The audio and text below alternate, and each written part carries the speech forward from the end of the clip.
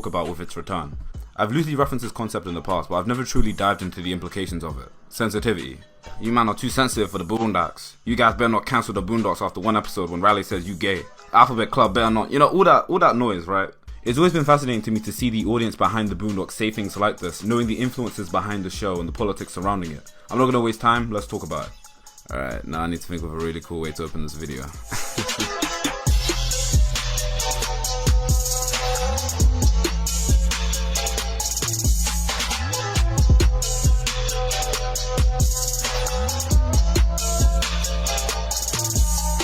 Sensitivity in relation to the Boondocks is fascinating to me because of how much history the series has with the concept. The Boondocks has been banned in multiple newspapers multiple times for multiple different reasons.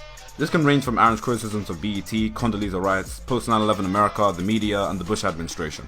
The Boondocks were censored because media outlets wanted to control what their viewers were seeing. These were networks, businesses, distributors. Don't get it twisted, the media you see is controlled. Now, because the Boondocks has a history of dealing with censorship, it does take a strong stance on the idea of free speech. The problem with restraining speech is who gets to set the rules. If it's only okay in a certain time or place, who gets to say what time and what place? Bill Cosby? And before I get into progressive politics, it's important to note that I'm a believer in free speech. In the words of Carl Jones, if we didn't have free speech, you wouldn't know anyone. Even when it comes to racism, to be honest, like, if I'm living next door to the Grand Dragon of the Ku Klux Klan, I'd like to know that. You know what I'm saying? Like him, or else you wouldn't know who anybody is. At a certain point, like, we're gonna have all of this stuff is gonna hit the fan anyway. Mm-hmm. So we might as well let people be who they are and say what they really think and feel, and at least it puts it out on the table so it can be talked about. Free speech is important because it encourages honesty. And we can't begin to address problems if we don't allow people the ability to be honest, even if what's being said is stupid.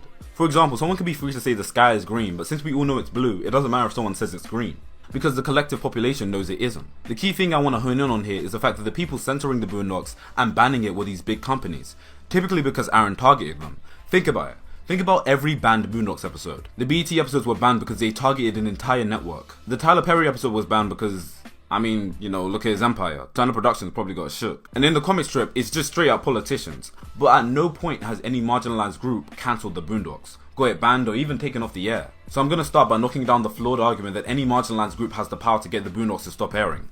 Because it's conflating these big mass media corporations with a couple of individuals that just want their right to be treated as human beings. That's a big jump. But sensitivity is often referring to people getting offended at the material of the Boondocks. This generation is too sensitive. But that's always kind of been happening. And to be fair, Riley was a big reason. Mean mugging mirrors, attacking people, trying to look hard. People were mad, basically calling into talk shows, basically just to talk shit. As I read it, and I sort of felt kind of offended, and I said, I need to know what is the message that the person who produces this particular strip, what is the message that he or she is trying to get across? To see this one, and it's always so serious, and it's kind of like, offending. And that was one of these niggas was mean, man. In reading the bio on you, I could pick out just by the bio on you that you was the typical race pimp who used the victimology type style in your comic strip, and also that was laden with guilt-ridden styles also. I was pause the video. Pause. Okay, cool. I was in the middle of editing and I heard like the random ambiguous Negro just came and called in clutch just to say I could tell you was a race pimp from jump.